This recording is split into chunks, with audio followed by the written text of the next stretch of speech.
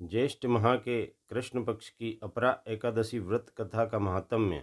भगवान श्री कृष्ण के मुख से वैशाख माह की एकादशियों के महात्म्य का वर्णन सुनने के पश्चात युधिष्ठिर भगवान कृष्ण से बोले कि हे भगवान, कृपा कर ज्येष्ठ माह के कृष्ण पक्ष की एकादशी का महात्म्य, उसकी कथा और उस एकादशी का नाम क्या है, सो हमें विस्तार पूर्वक कहिए।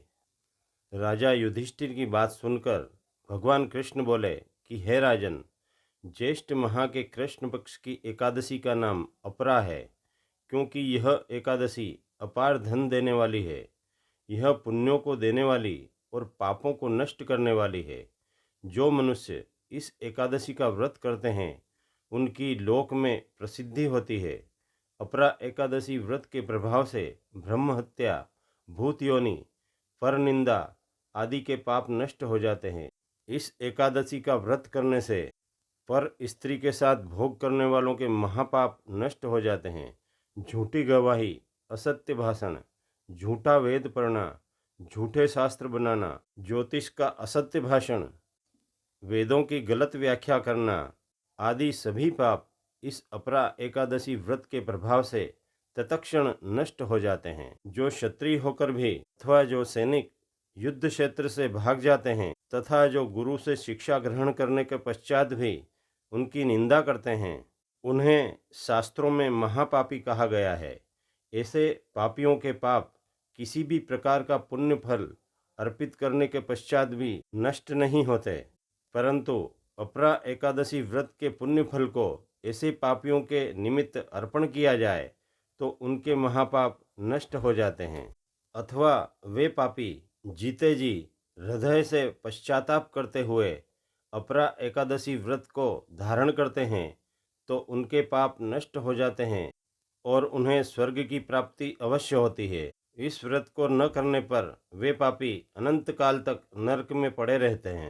तथा जो फल तीनों पुष्करों में स्नान करने से या कार्तिक मास में स्नान करने से अथवा गंगा जी के तट पर पितरों को पिंडदान करने से मिलता है, वही फल अपरा एकादशी का व्रत धारण करने से प्राप्त हो जाता है। 12 राशियों में सिंह राशि वाले को परम पावनी गोमती नदी में स्नान करने से और कुंभ में श्री केदारेश्वर जी के दर्शन करने से तथा बद्रिकाश्रम में रहने से तथा सूर्य और चंद्र ग्रहण में कुरुक्षेत्र में स्नान करने से जो पुण्य फल प्राप्त होता है, वही फल अपरा एकादशी का व्रत करने मात्र से प्राप्त हो जाता है। हाथी घोड़े के दान से तथा यज्ञ में स्वर्ण के दान से जो भी फल प्राप्त होता है, वह अपरा एकादशी व्रत के फल के बराबर ही माना गया है। गाय, भूमि, स्वर्ण के दान से जो फल प्राप्त होता है, वह सारा पुण्य फल इस अपरा एकादशी व्रत करने मात्र से प्राप्त हो जाता है। यह महान व्रत पाप रूपी वृक्ष को कुल्हाड़ी से काटने के समान माना गया है। यह व्रत पाप रूपी अंधकार के लिए सूर्य के संपूर्ण तेज के समान है। अतः मनुष्य को यह व्रत अवश्य ही करना चाहिए। यह व्रत सभी व्रतों में सर्वश्रेष्ठ है। अपरा एकादशी के दिन भक्तिपूर्वक भगवान श्री हरि विष्णु का पूजन और भजन करना चाहिए, जिससे अंत में सभी पाप नष्ट होकर विष्णु पद की प्राप्ति हो सके।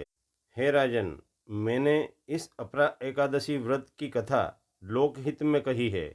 इसके पढ़ने और सुनने मात्र से सभी पाप नष्ट हो जाते हैं। कलयुग में नाम अधारा, यह शास्त्रों में ऐसे ही नहीं कहा गया है। प्रति सप्ताह व्रत करना संभव न हो तो एकादशी का व्रत अवश्य ही करना चाहिए और कुछ समय के लिए हरि नाम अवश्य जपना चाहिए।